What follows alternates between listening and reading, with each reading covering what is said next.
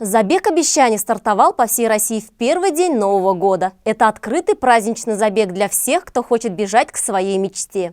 1 января в парке Акуль села Крымскалы состоялся забег обещаний 2022, в котором приняли участие самые активные и целеустремленные жители нашего района. Цель забега – не время и скорость, а символичный забег в 2022 метра для исполнения своей мечты или обещания. Принять участие в акции мог любой желающий. В этот день на старт вышли и спортсмены-профессионалы нашего района, личным примером пропагандирующие здоровый образ жизни. Каждый из участников поставил цель и записал их на нагрудном номере с четким обещанием самому себе достигнуть их в наступившем новом году. Кто-то обещал делать зарядку и быть здоровым целый год, а кто-то составил подробный план целей на весь предстоящий год. Но, безусловно, всех участников объединила целеустремленность, воля и вера в свои силы. Веселые, румяные лица участников, поздравления с Новым годом, прекрасная погода, бодрый настрой на поставленные цели и обещания – все способствовало тому, чтобы весело и бодро пойти или побежать навстречу своим желаниям.